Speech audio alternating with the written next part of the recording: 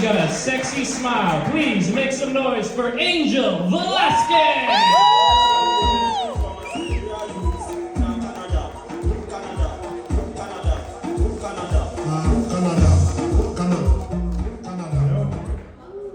This is the coolest, whitest guy that I ever met. I have to say that.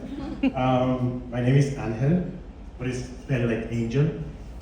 But if over there they were complaining about your name, imagine have a stripper name and look like this. And I thought I would have fixed this problem, by being smart and adding an O at the end, so Angelo. But now I sound like a male escort, And I still look like this. How many girls, guys, LGBTQ people have disappointed by this look? Anyhow, I'm from Venezuela, as I explained before. I happen to live in Italy, then Argentina, and then here in Canada. No clap for Canada? And I finally became Canadian. This was actually the only country that let me in, basically.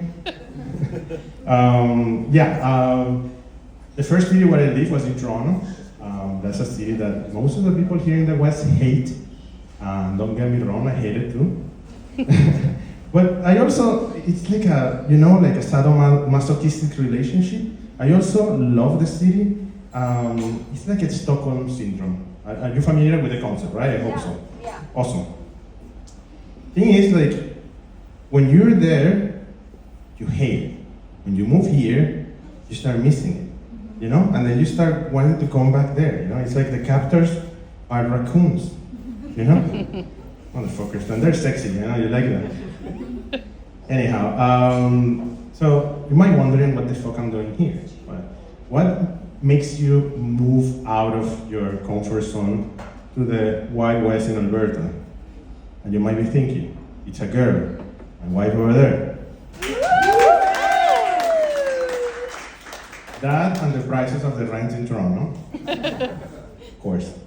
So we moved first, because I told her she was from Alberta, I told she was from Alberta, but she is not exactly from Calgary. She's from a small town called Hannah.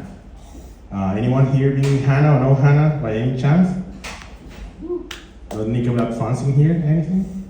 Okay, Hannah is a small town of 3,000 people, allegedly. That's when you go anywhere in the town, you see for some reason, the only 50 people always. It's like you go to the superstore, the supermarket, you see 50 people over there. Then you go back to, I don't know, the coffee shop, you see the same 50 people now in the coffee shop. It's like they're moving with you. This is what happened in small towns. The other thing that happens is like they're quiet. They're super different to the city. I remember one night we went to Calgary. We came here because we were thinking maybe we need to begin a bigger city. So we were looking for places in here to buy or something. This actually is the best joke that I'm gonna say tonight. I thought that we would be able to buy here, but buy a house in here is crazy as well. So when we came back from Calgary to the town, we saw one car parked on our neighbor's spot.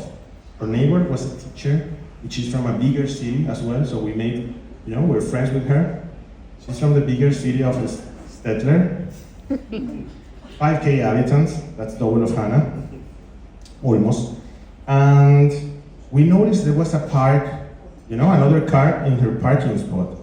And we thought, fuck, the town grew up for one more people, But then we were scared. We come from the city. Normally we see crimes, So I started walking like a ninja, to see what's happening in their apartment. And then I started listening to this small whistle, and I was like, oh fuck. And then I keep walking, Yeah, and still listen to this whistle. And I was like, dude, I think she's fucking, she's having some action. Good for the teacher, And then, when I was walking, I stopped walking just to listen more profoundly. No sound. I was like, oh fuck. She got me like spine, like the bouillure. So I started running. And I was like, Okay, fuck, they're doing it. When I get home, I open the door and I was like, I realized it was my fucking asthma. Fucking stupid town, you can hear literally everything. Anyhow, we ended up moving here to Calgary because we needed a big city, and we moved here hoping to be different than Hannah, small town. And we ended up realizing that also here things close at 10 p.m. So that was my time for today. Thank you so much.